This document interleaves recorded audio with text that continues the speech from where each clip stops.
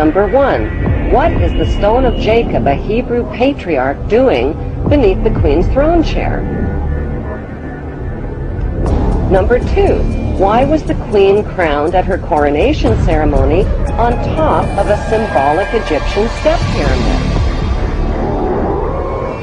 Number 3.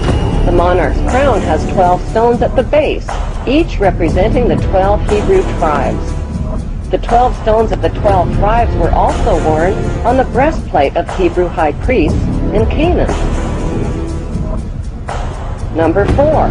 The Union Jack represents the reunion of the United Kingdom of the 12 tribes of Jacob, or Jacob. The Union Jack is red, white, and blue, the same colors as the 3 crowns of Egypt. Number 5. The royal scepter originates in ancient Egypt and was carried by the Egyptian god Amun and by Egyptian pharaohs, who called themselves the Son of God. The royal scepter is now carried by pharaonic descendant Queen Elizabeth II. Her scepter contains the world's largest cut diamond, called the Star of Africa.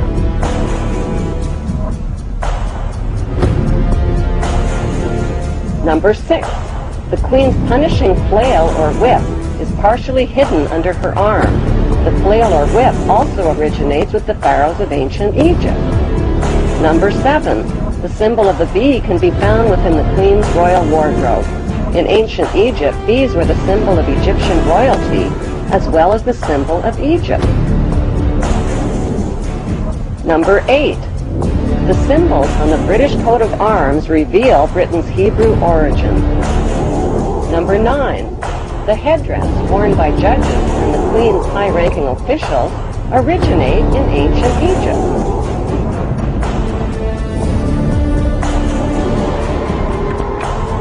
Number 10. Kilts, like the one worn by Prince Charles, originate with the Egyptian pharaohs who wore white kilts.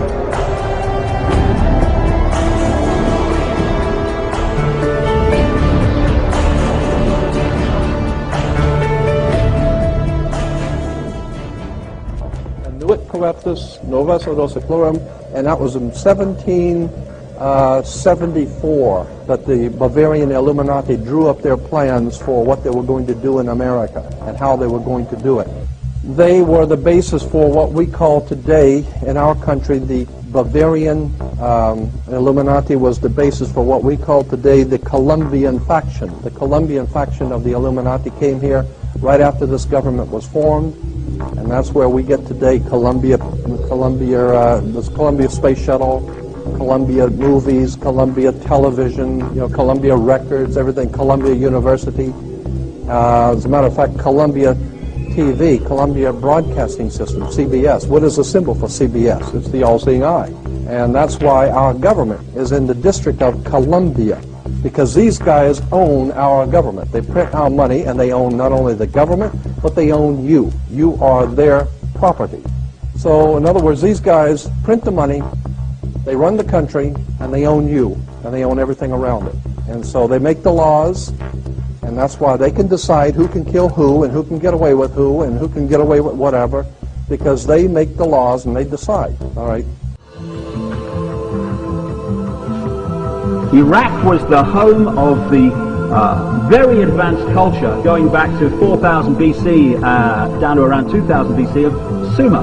Babylon was an ancient headquarters of this Illuminati. Like I said, and that's why, as we'll get to as we go through, these Illuminati today use a tremendous amount of Babylonian symbolism in their own codes and language. This is the area I'm talking about. Egypt came into it as well, but this area was crucial. These families exported themselves out into Europe, where they became the aristocracy of Europe and the royal families of Europe. When you go back to Babylon, you find that they worshipped the trinity of Nimrod, the father, who they symbolize as a fish, Ninos Tamos, the son, Queen Semiramis. The Romans used to worship Queen Semiramis under the term Venus Columba, Venus the dove, because the Babylonians used to symbolize Semiramis as a dove. In French, the word for dove is columba.